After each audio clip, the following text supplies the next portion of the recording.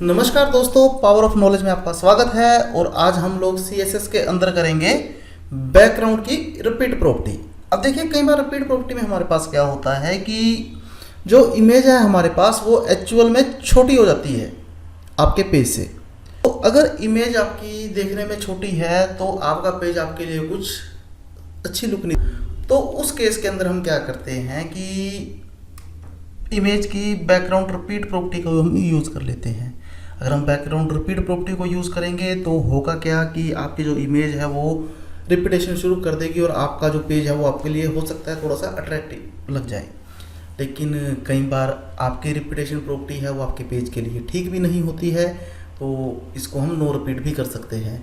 Basically जब हम किसी इमेज को यूज़ करते हैं बैकग्राउंड के अंदर तो जो इमेज प्रॉपर्टी है वो ऑटोमेटिकली रिपीटेड ही रहती है आपकी, कि आपकी इमेज अगर आपके पेज से छोटी है तो वो अपने आप को रिपीट करेगी। तो इसी तरह से अगर हम रिपीटेशन की बात करते हैं तो रिपीटेशन को हम दो तरह से परफॉर्म कर सकते हैं, या तो हॉरिजॉन्टली करेंगे या वर्टिकली करेंगे।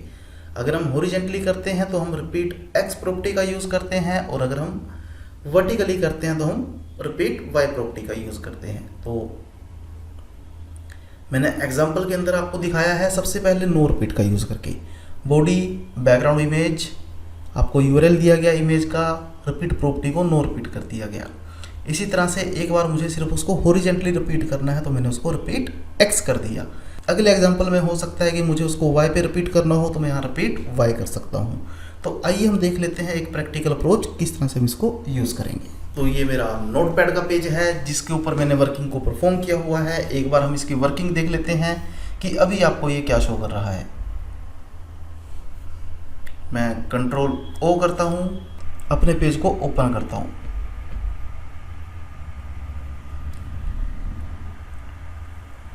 तो जैसे ही मैंने कंट्रोल O करके अपने पेज को ओपन किया, मेरे सामने स्क्रीन डिस्प्ले है जिसके ऊपर कोई कलर नहीं है, कोई इमेज नहीं है।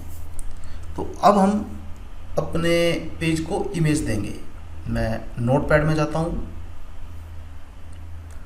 अगेन कंट्रोल O करता हूँ और एक बार ये देख लेता हूँ कि मेरे पास कौन कौन सी पिक्चर्स मेरे डेस्कटॉप पे अवेलेबल है, क्योंकि मेरा पेज डेस्कटॉप पर ही पड़ा है।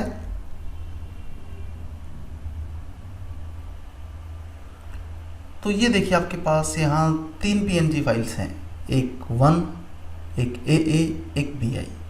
अब जो BI है इसका साइज़ बड़ा है तो हो सकता है ये इमेज हमारे पास रिपीट ना हो। मैं AA PNG को ले लेता हूँ कि मुझे इस पिक्चर को यूज़ करना है। मैं स्टाइल टैग के अंदर गया, स्टाइल टैग में मैंने बॉडी एलिमेंट को यूज़ किया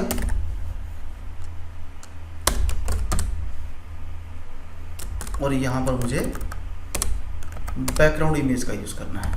बैकग्राउंड इमेज मैंने यहाँ पर ले ली, URL उठाए किसका, AA.png का। मैंने पेज को सेव कर दिया, अगेन ब्राउज़र पे गया, रिफ्रेश किया, तो ये देखिए जो मेरी इमेज है वो रिपीटेशन के अंदर है। तो यहाँ पर जो मेरी इमेज है बैकग्राउंड पे वो रिपीट हो रही है। आप देखिए ये रिपीट हॉरिजॉन्टली भी हो रही है और वर्टिकली भी हो रही है। अब मैं कहता हूँ कि मेरी पिक्चर रिपीट ना हो, जितना उसका साइज है वो उसी हिसाब से यूज़ हो।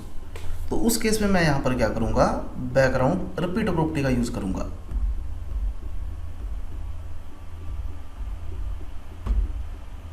मैं अपने पेज पे गया और यहाँ पर बैकग्राउंड रिपीट मैंने दे दिया, नो रिपीट। सेव किया, अपने पेज पे गया, रिफ्रेश किया, अब मेरी इमेज एक ही बार आ रही है। तो इस तरह से मैं अपने पास यूज़ कर सकता हूँ रिपीट प्रॉपर्टी को कि मुझे किस तरह से उस वर्किंग को परफॉर्म करना है। अब हो सकता है कि यहाँ पर जो आपकी रिक्वायरमेंट है वो ऐसी हो कि जी रिपीटेशन मेरी हॉरिजॉन्टली ना हो, सिर्फ वर्टिकली हो। तो उस केस में आपने क्या करना है, यहाँ पर आपने जस्ट इस प्रॉपर्टी को चेंज कर देना है, रिपीट वाई, सेव। तो अब जितना बड़ा आपका पेज है आपकी इमेज उस हिसाब से रिपीट हो रही है। इसी तरह से कई बार हमारी रिक्वायरमेंट हो सकती है कि हमें इमेज को हॉरिजेंटली रिपीट करना है, तो हम यहाँ कर देंगे रिपीट एक्स। अगर हम एक्स रिपीट करते हैं, सेव करते हैं, तो अब जो मेरी इमेज है वो हॉरिजेंटली मेरी वर्किंग परफॉर्म करेगी। तो हमारी आज की क्लास में इतना ही था। Thank you.